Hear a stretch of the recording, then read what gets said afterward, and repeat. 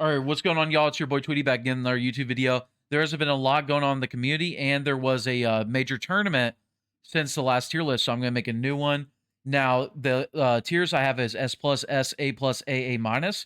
And you might say, you know, Tweedy, why don't you have like B and stuff? Because I don't believe there is a B tier character in this game. I think, especially since you can put like Kung Lao cameo and like other strong cameos on characters, they're not like, spoiler alert, I'm going to have like Scorpion down there, right? But Scorpion, you can put Striker cameo on him, and there's no way that's a B tier character. You know what I'm saying? Like, the characters are just good in this game. You know what I mean? So we're going to get into it, though. We're going to go from left to right. Now, this is like cameos, I think. Okay, so it's got Ashrah first. So Ashrah, I would say, is... So one thing that I think about like NRS games in general is the most important thing in the game is probably neutral. And neutral is like basically whenever neither character's at an advantage state. Yo, Cost, thank you so much for the 5 gifted. Appreciate you so much. Thank you. Now, it's whenever neither character's in an advantage state. And that's like the most important part of the game because that's how you get your hits. You know what I'm saying? And Ashrah, I believe, has the best neutral in MK1. Her long sword normals, her projectile, her synergy with like Kung Lao cameo, Serena cameo, like those neutral cameos to like make her even better, like her convertibility off their projectile, stuff like that, along with her long sword normals. So I would say she has the best neutral in the game. So for that reason, I would put her in S+ tier. Also, she has good damage, good mix-up, stuff like that, good movement, you know, all that stuff. Now, Baraka. Baraka's a hot topic right now because he got nerfed big time in the last patch. And recently, Tekken Master won the recent offline premiere, and I won a 450-man online tournament the same day. So then people are like, oh, Baraka's still top tier, stuff like that, things like that. But here's my thing, okay? Let me explain this. So Baraka pre-patch with Cyrax, he did 50% 1-bar BMBs. He had plus 16 jailing pressure that could do chip damage, but people with floss block, you know. He had combos on both throws, a faster ambush than like striker bombs. So now we're working with like 11% throws, 30 to 35% combos, similar-ish pressure, but it's a little bit worse than the Cyrax pressure. So like to me, he objectively dropped a lot. Now people want to say, oh, if you and Tekken Master were winning, how is he not S+? I just feel like it's some weird double standard. So I'm not trying to like flex, but like I'm one of the most legendary NRS players. Tekken Master, one of the most legendary NRS players.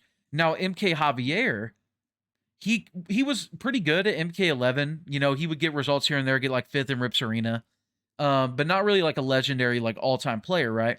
Now he does as good as we do with Scorpion, right? Like he got 3rd at UFA, takes down huge online tournaments, wins thousands of dollars in online tournaments, and people just say, oh, Scorpion's still bottom 1, he's just good.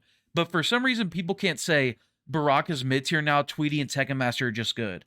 For some reason, they can't do that with me and Tekken Master, but they can do an even more extreme thing with Javier and say, Scorpion bottom 1, Javier's just good. Now, I don't know if that's because people hate me, because, you know, I'm a fat guy, zoner, stuff like that. And then they use, like, Tekken Master's win as confirmation bias as well. I don't know. But to me, it just makes no sense. I feel like if you look at Baraka's tools, like his damage, subpar. His risk reward, subpar. His neutral, very good. His neutral is very good, and in my opinion, that's what keeps him from being like a bottom end of the cast. You know what I mean? Like Sonic put Baraka bottom 4. I don't agree. But I would put him in about the middle of the cast. I don't think he's any higher than that. If you think he's higher than that, then in my opinion, you have to put Scorpion high. Because otherwise your argument makes no sense. Unless you're listing tools, and in that case, I don't think you can list Baraka's tools and make an actual argument for him being higher than middle of the cast. I think you have to go by results. But if you go by results, then you got to put Scorpion up there. So it's tough. It's tough for people to, if you really break things down, it's tough for people to make that argument outside of like, oh, Fatty wins, Baraka must be broke. You know what I mean? Look, Tekken Master did it too. You know what I mean? So that's my argument for why he's mid-tier, despite the victories lately. All right, so Johnny Cage. Johnny Cage easily in the discussion for top 1. He's just got the best buttons in the game. Really good convertibility. Really good frames on block. really good. And the thing about him is like in a normal MK game, like he has Shadow Kick. Shadow Kick is so good. It's the best anti-zoning tool in the game. But like that alone, like wouldn't be enough. Like people could bait it, stuff like that. But the fact that you can pair him with like Kung Lao cameo or something like that, or even like Goro cameo to make Shadow Kick launch, he's just up there. He's just up there. Now he did get a 50 health nerf, but I don't think that's enough to where I would put him lower. I don't know if he's like for sure better than like Ashrah or some of the other S pluses, but he's up there for sure in that discussion. Now General Shao. General Shao is one of the he's one of the like dirtier characters in the game, like his mix-up game. He's probably got like the best mix-ups out of the whole cast, but his neutral game is like not the greatest. And he's also like his buttons aren't the best either. Stand 2 is one of the best buttons in the game, but he doesn't have like other buttons that kind of make it like a complete kit. Like his mids are kind of lacking. You can kind of mash on him because stand 2 is a high. But besides that, I mean, he's really good. Like he's got decent damage. His damage isn't like the greatest, but he's also got 100 more health than everyone else. And he's got, like I said, very good mix-ups. I just think he's overall like really underrated. Um, but I don't know. I feel like neutral is so important, buttons are so important, which are why we're putting Johnny and Ashrah up there. So it's hard for me to put him like super high. I'm gonna put him as under Baraka for now, an A plus for now. But we'll see. We'll see as we go. Okay, so Geras. Geras' problem, I feel like, is like his neutral game. But here's the thing. He synergizes so good with like Kung Lao cameo that it doesn't even matter, right? Because like Kung Lao cameo, he's got an easy access to like that hourglass move because he can throw down Kung Lao cameo, charge hourglass, then he's got a 1 bar breaker. He can do Kung Lao hat off of like all his strings, and if it hits for some reason, he gets a combo. He can go into huge damage. Kung Lao also gives him that crazy teleport extension, stuff like that. So he goes from like kind of having lacking neutral and not really good mind games to being like to having really good neutral and being +2 all the time and getting hourglass out for free. So Geras, he's just really good right now. I would say um I'm gonna put him in S right now. I think he's borderline S plus. I'm gonna put him in S right just for right now. Just for right now, since there's no one in S. But as I start filling this out, if I feel like, okay, Geras is way better than the characters I put in S, I'll move him up. Okay, so Havik. Havik's good. Like, he gets 100 more health than everyone. He synergizes really good with, like, Striker. Like, doing bombs off his stuff. You can get, like, crazy combos, crazy pressure. He's got decent neutral, weird neutral. He's got weird neutral, but it's decent. Like, you can make it work. So I feel like he's around like right here. Like around right here. I don't know if I'm gonna put him above or below Shao. But yeah, he's around right there. He's got decent neutral. It's weird, but it's decent. He's got really good offense, especially with striker bombs, good combos, stuff like that. So and 100 more health than everyone. So yeah, I would put him in around A plus. Now Kenshi, best offense in the game. Not even it's not even you can't even debate that. Once he gets a hit and gets Sento out, you have to like guess and armor when he's hitting, or you have to sit there and block 5 plus 50/50s that launch in a row. In a row. Like and then at that point you're playing neutral with him and he's got crazy disjointed sword normals. So yeah, Kenshi is easily I'm gonna put him right here right now. Kind of want to put him right here, but I'm gonna put him right there for now. I'll think about it more though. Okay, so now Kitana. Kitana, amazing neutral, amazing projectile games, good damage, but not only is her damage good, but her convertibility is insane. Like any little stray hit she lands goes into insane stuff. She synergizes insanely with Kung Lao cameo. She synergizes insanely well with Jack's cameo, which gives plus 100 health. She's just great right now. The only thing about her that like holds her back from being literally perfect is she's got a lot of little gaps that people could armor. But getting your gaps armored isn't a huge deal in this game because number one, you could bait them. And number two, most armor moves in this game are going for like 10 to 12%, besides like, you know, Kung Lao, Tanya, Sub-Zero with like a launching armor cameo, Kitana herself. So I don't know. I'm going to say, again, I think neutral's so important. I think convertibility is so important. I think control of the overall match is so important. So I'm gonna put Kitana in S plus. Yeah, I'm gonna put her in S plus right there. Yeah. So Kung Lao. Here's the thing about Kung Lao. Now, obviously, Sonic put Kung Lao like pretty low, and people were mad about that. But I agree with Sonic. I mean, to be honest, like here's the thing about Kung Lao. I'm gonna put Kung Lao higher than Sonic, but here's the thing. Kung Lao's armor move is extremely broken. His dive kick is extremely obnoxious. But when you actually sit down and play Kung Lao yourself, you realize that's all he's got. That's all. That's all. He's got probably the worst neutral in the whole game. You have to rely on dive kick, armor, and hat. That's all he's got. Once you're out of resources, you're playing literally the worst character in the game. I think it's because people, when they play against Kung Lao and they get hit by his armor, they get hit by dive kick, or they struggle to punish his dive kick because it's so dumb, it's got no recovery. They assume there's also a well-rounded moveset backing that up. But when you play Kung Lao, you realize there's not. There's no well-rounded moveset backing that up. Yosef Hourglass, I got top 8 winners. I played Dragon on Friday. So yeah, there's no... Yo, Genetic, thank you so much for the Prime. There's no well-rounded moveset backing Kung Lao up. And again, without resources, you're looking at probably the worst character in the whole game. Basically, like, here's the thing about Kung Lao. When he has resources, he's like top 10, top 5. When he doesn't have resources, he's literally the worst character in the game. Like, it's not even close. So I would, because of that, I would put him around, like here. Because here's the thing. You can be patient when you have no resources. You can walk back, whiff dive kicks, throw hat, wait for Goro to come back. So it's not like you have to fight when you have no resources. If you had to fight when you had no resources, I put him like right here. If you had to fight when you have no resources, I put him like right here. But since you don't have to, since you can be fucking super patient and wait for those resources to come back, I'm going to put him right there. You know what I mean? It's just, here's the thing about Lao.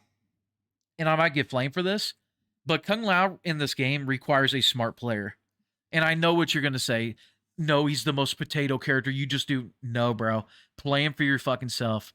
You have to use your resources like so fucking well. And if you fuck up and you have no resources, you literally like can barely win anymore. Like you have to overcome like a Herculean effort to win at that point. So I think Kung Lao requires a smart player at a high level. Yo, Versa, thank you so much for the Prime. But I think, you know, if a smart player's backing him up, I think he's like right here or like right here. That's what I think personally. Okay, so Li Mei, with Kung Lao, she has like some of the best space control and like zoning in the game. She has really good buttons, short range, but once you get to that range, really good buttons. With Scorpion, she's one of the most explosive characters in the game. I would say what's holding her back, honestly, is like she has a lot of little gaps, and I mean like a lot. So like she's always got to be wary, always got to be baiting, even more so than a character like Kitana. Which, again, doesn't hold you back that much, but it holds her back like a tiny bit compared to a character like, you know, Johnny or like Ashrah. And her buttons, they are stubby, right? You have to get stuff going with like down 4. You have to like projectile a lot, stuff like that. Her neutral game is just, unless you can really get them to play your projectile game, her neutral game is like not the greatest. But I still feel like she's really good. And I still feel like her potential is really high, especially since with Scorpion cameo, she's so explosive, has some of the highest damage in the game, and she can convert off so many things, and she can punish pokes with her EXDP into Scorpion for a full combo. So I'm going to put her in S above Kung Lao right now, and I'm actually going to move Kung Lao down to top of A+ for now. Okay, so Liu Kang. So Liu Kang, I've been playing a lot of Liu Kang, even pulled him out in tournament. He's very good right now. He's kind of like a cheating in a way, because he synergizes so good with Kung Lao cameo, and he does it. He kind of almost makes Kung Lao cameo play like Cyrax in a way, because he lets him get a back throw combo, which is like insane, right? Because all the things Kung Lao cameo gives you, plus you get a back throw. Now his problem, right, is his neutral is kind of poopy. As far as like mid-range neutral game, like the stuff that like Kitana thrives at, stuff that like Ashrah thrives at, stuff that Baraka thrives at. Liu Kang does not thrive there. He thrives up close and far away. That's always been Liu Kang, right? He was like that in MKX, like that in MK11. I didn't play MK9. I would assume he was like that there. NRS always makes him play that way. He's up close a fucking monster, far away a monster, but in between that is not really where he wants to play. But he's so good, right? His convertibility's so good. He breaks armor really good. Shimmy's really good. Combos off of throws. But I'm leaning towards just S with him, man. Now that I've played him, am I a down player? I don't know. Am I a down player? I've also played Johnny and Ashrah, to be fair. But I don't know. I feel like Kitana does what Liu does, but better in a lot of ways. She can play that same kind of game Liu's playing, but have way better neutral. She has way better neutral. So if it comes down to it, like even life, like life lead, stuff like that, I feel like Kitana's playing a better game than Liu, but similar. Now, he does get throw combos. If you wanted to argue he's up in S+, you could be like, yeah, Kitana plays his game a bit better, but he gets throw combos. And I'd be like, true. But I just feel like, I don't know, in the long run, we might be valuing like better neutral over that, even though that is obviously really good. Now, Mileena's very good, right? She's got really good stand one, really good down one. She's got, her neutral isn't the best, but she synergizes so well with low hat, right? Because you can do low hat into 1-2 for a quick like Gerber mix up. You don't even have to really jump to get it going like with other characters. You could also like teleport, stuff like that. Her teleport is armored too, so you can react to projectiles and armor teleport if you really want to get in. And also, yeah, like I said, she synergizes really good with Lao cameo. So it's hard for me to put her lower than S. So, but I'm not going to put her higher than any of the characters I've put in there so far. So yeah, I would put her in S right there at the bottom so far. Might potentially move down to like the top of A+, but yeah, I'm going to put her at the bottom of S so far. Now we have Raiden. Raiden is like, okay, so here's the thing about Raiden. Pre-patch, I had him in his own tier. I had him in his own tier above everyone else. But now he's like, he took a bit of a hit now. Like, he plays a similar kind of game with, like, Kano, but the problem is his convertibility and his damage are not as good. They're still decent, right? Like, you get 35% into the chip, and you might say, oh, Tweedy, doesn't Baraka do that? Well, the problem is with Baraka, like, a grandma could floss block Baraka sequences. Raiden, Storm Cell is just so, like, fucking crazy. And obviously, like, he's launching you with a poke with forward 4, like, that's fucking crazy.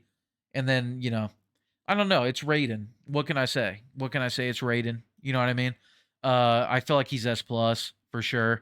I would put him under these characters for right now. I might even move him down to high S. But yeah, I would say Raiden's S+ with Kano still. He did drop. He did drop a bit. I thought he was above everyone in a tier of his own pre-patch with Cyrax. But now I would say he's like barely top 5, maybe even outside of it, I would say. Now, Rain's a character that dropped a lot, too, because he synergized very well with Cyrax. He was getting combos off both throws, getting, like, weird, goofy pressure, crazy setups, stuff like that.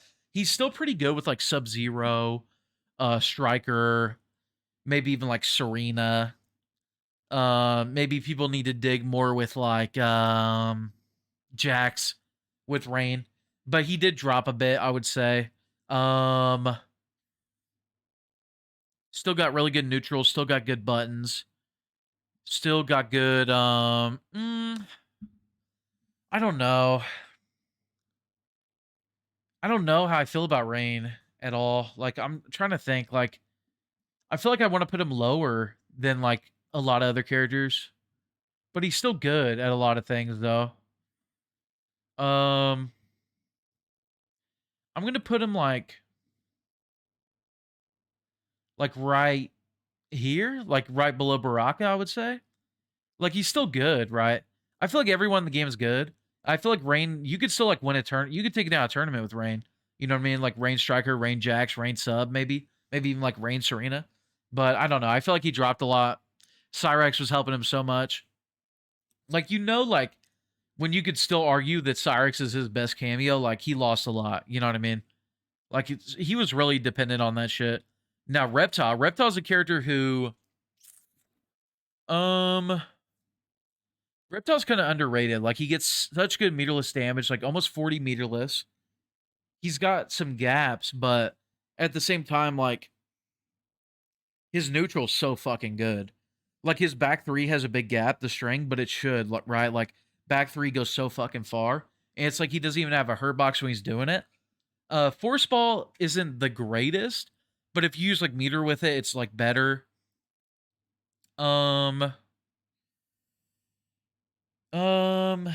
His jab string's good. You can get some steps going with invisibility. And like I said, I think neutral's important. So, gonna put him there, I think. Yeah, I'm gonna put Reptile there. Yeah. Okay, so Scorpion. Here's the thing about Scorpion. Good neutral. His stand 2 and his down 3, especially if you're doing down 3 into chain spin, they can get the fucking job done. Some of the best meterless damage in the whole fucking game. Once you spin bars, his damage is in the gray, similar to Reptile. Like, I don't know. I think he's good. With Scorpion, all you have to do is down 3 chain spin, stand 2-1. If they block it, chain spin. If they get hit, spear. Throw Striker in behind you. Play neutral. Make them impatient. Jump kick every once in a while. Confirm jump kick into dash up 2-1. And you can win. Like, I don't know. Like, I know Scorpion players want more out of a character, but, like, you can't tell me those aren't good enough tools to win. They're good enough. So I'm going to put him here. I don't know. I might still have him bottom 1, but I just think even the bottom 1 in this game is just really good. All right, so Shang. Okay, so Shang is a character that I feel like has a lot of uncapped potential that I just don't know about. Like, he's got like you could do like some weird ambush stuff into like morphs and to get extra damage and stuff like that. And he's also got a good mid. He's got a really good fireball game. Not the best though. Like, a lot of the better fireball characters are just going to outdo him. I don't know. Because here's the thing. With how Shang players are playing right now, I want to put him like right here. With how Shang players are playing right now, I want to put him right there. But with how Shang could be potentially, I want to put him like right here. So where do we put him? Do we put him where Shang players are at right now? Or do we put him where they could be potentially? You know what I'm saying? I'm gonna put him right there for now. I'm gonna put Shang where people are playing him right now. Now, if Sonic or fucking Honeybee or fucking Ninja Killer pick him up and then all of a sudden he's up here, don't be like, oh, Tweedy, you're wrong, because I know he could be up here. It's just no one's shown it yet, you know? And this is a perfect segue into Sindel.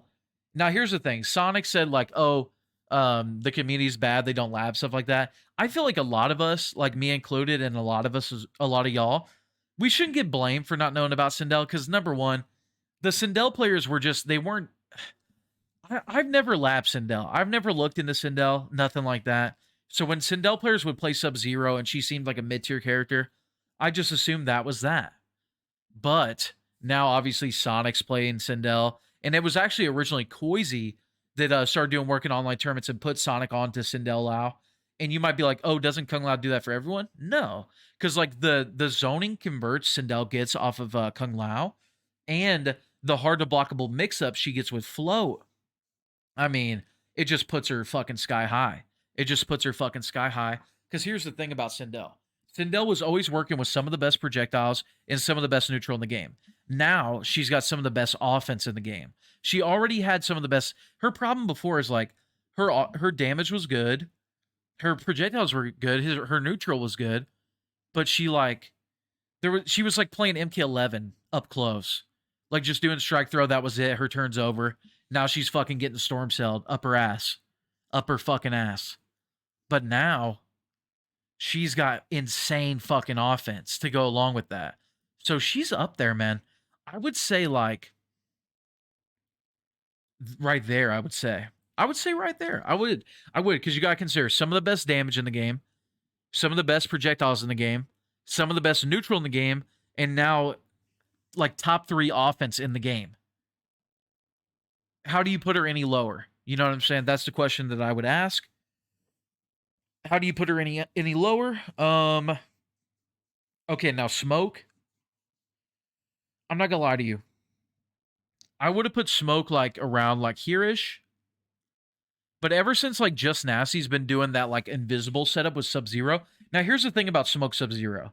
He gets 50 plus health. He negates low hat striker bombs, Kano knives, and he can do a move into freeze on hit, get invisible out, continue the combo, and then be on top of you while invisible. Then be on top of you while invisible. Like that's fucking crazy. That's fucking insane. So I feel like I gotta put him like here-ish. Or like, yeah, like right. I gotta put him like right there. I got to. So Pig in my chat saying Sindel above Kenshi. Um I can rock with that. I can rock with that. Yeah, I can rock with that. So yeah, I'm putting Smoke up there. Smoke with Sub-Zero is just so good. Like Smoke's here's the thing about Smoke. His neutral game isn't the greatest in the world, but his punish game is. Like his forward one is one of the best punishing normals in the game. And like you get one punish, freezing with sub, invisible, and you're working with like some of the best offense in the game. Like I would say, like who's got the best offense in the game in your guys' mind? I would say like Kenshi, Sindel, Smoke. Like I would say they got the best offense. Does it like Johnny? Maybe Johnny probably like fourth best offense. Um, Johnny's got like such a complete game too. On top of that, though, like just the fact that like you're on top of them invisible after the freeze combo and you still get a good combo after that, like that's crazy. Like that's fucking insane. Someone said Kung Lao S plus come on Goro. So I'm gonna put this on YouTube, and I did a full explanation on why I have Kung Lao that low. I did a full explanation, which you could take or leave, but you know we'll see. All right, so Sub-Zero. Sub-Zero is so okay, so Sub-Zero, he's got a good armor move slide, which you can combo off of with Sonya or Goro.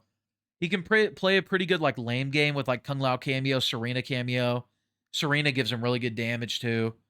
Um, he's got a decent mid. He's got a decent like lame game with like the size 16 shoe move and like clone push stuff like that. His dive kick is like broke. His dive kick's broke. EX slide's so fucking good. But besides that, he doesn't really have too much going for him. I still feel like he's good though, but I honestly I feel like he's like the worst character in the game. But he's still good. He's still good. Like you put like Kung Lao cameo on him, Serena cameo, something like that, or like Sonya or Goro, and you like play the lame game, use EX slide, hit confirm, put some dive kicks in there. You could beat anyone. You know what I mean? Like if you just outplay. But I do feel like he's the worst in the game. I do feel like Sub's the worst in the game. But yeah, that's all I really have to say about Sub-Zero. Okay, so Tanya. Tanya's very good, right? She's got really good, she's very well rounded. Like she's got really good disjointed mid, just really good neutral. Tanya's everything Kung Lao wants to be. Like, you know how people see Kung Lao's armor and dive kick and they assume there's like a broke, or they assume there's a well-rounded moveset behind that? Tanya is that. She's got a crazy armor move that you can launch with or like pressure with the right cameo. She's got really good like convertibility, really good normals and disjointed normals, insane frame data on her strings, good projectile, not the best projectile, good projectile. So I feel like she's like, dude, I feel like Tanya's fucking good. I feel like Tanya's top 10. Yeah, I'm putting Tanya up there. I feel like Tanya's fucking good. I really do. Why are there two Raikos on this tier? why why are there two Raikos? What is going on? But anyways, yeah, I feel like Tanya's amazing for all those reasons I listed. Okay, now Nitara. So here's the thing about Nitara, right? She's got really good damage. She's got decent mix-ups. Her like health move is so good now. Her health move is so good now. Her neutral is like pretty shit. It's like probably the worst neutral overall in the game. It's not as bad as like Kung Lao without resources, but it's probably overall the worst neutral in the game, especially in a game where like jumping is so much worse because of like up block and armor and all that. But I mean, you compare with like Kung Lao cameo or something like that, or like Serena cameo to give her better neutral. and also Kung Lao can make her combo off her armor. And like I said, her health setup is so fucking good now. It actually makes sense why she's 100 less health now, because you can steal health so good now with her without like losing a lot yourself. So I would say Nitara is like she's bottom 3 but good. She's bottom 3 but very good. If that makes sense. That's just how this game. Here's the thing. It's not exciting to say that like a bottom 3 character is still really good, bottom 4 is still really good. But it's just true. That's just MK1. Because here's the thing about MK1. So when MKX released, there were characters with like 11 frame down ones, 10 frame down ones, like shitty like jab strings that didn't even work. This game's not like that. Everyone's got a decent jab. Everyone's got 7 frame or faster down one. Everyone's got some sort of mid. Everyone's got some sort of confirmability or convertibility and confirmability off of their stuff. Everyone's got some sort of mind game, some sort of neutral going on. Can put Kung Lao cameo on. Can put Striker, Kano, Goro cameo on. So it's just like no character is like unviable at all. You know what I'm saying? But yeah, I would put Nitara near the lower end. Okay, so now Reiko. Reiko is very good, right? He's got one of the best projectiles. Maybe the best projectile overall. It's just he does lose the zoning war to some characters like Sindel outzones him. Liu Kang outzones him, stuff like that. Kitana, if played right, might outzone him. I'm not sure actually how that plays out. But just like overall, his projectile is hard to deal with for a lot of the cast. Breaks subs armor, stuff like that. He's got really good buttons. His down 4, his back 3, his up close buttons, he's like barely minus on anything. He gets meterless launches off of everything. He doesn't go into the most damage though, but you know, it's all right. He's got a command grab. He can launch off that command grab with Darius or Tremor. He can do dumbass shit with Striker. So he's up there. He's I would say like here-ish. I'm tempted to put him above Smoke and Tanya, but I just feel like they're a lot dirtier than he is. He's just such like a well-rounded boy. And he excels at like everything almost besides damage. But he's not like I feel like everyone above Reiko's like dumb as hell. Like everyone above Reiko's like dumb as fuck. And I just don't feel like he's dumb as fuck, you know? Unless like you're really bad against projectiles.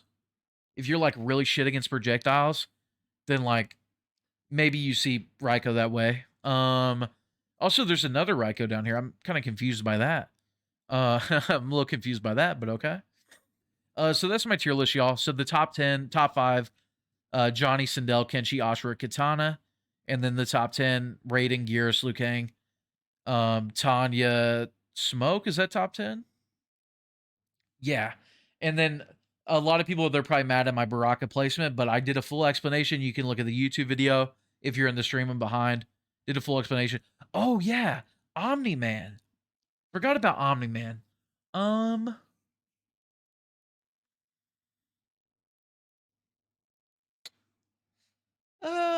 Omni-Man's like right there. Here's the thing about Omni-Man. Fool's got like too many gaps, almost. You know what I mean? And you might be like, oh, Smoke does too. Bro, Smoke can cancel off everything, bro. You can cancel off his low, hit confirm, and be safe, no gap. You know what I'm saying? Omni-Man, you can armor through everything he's got.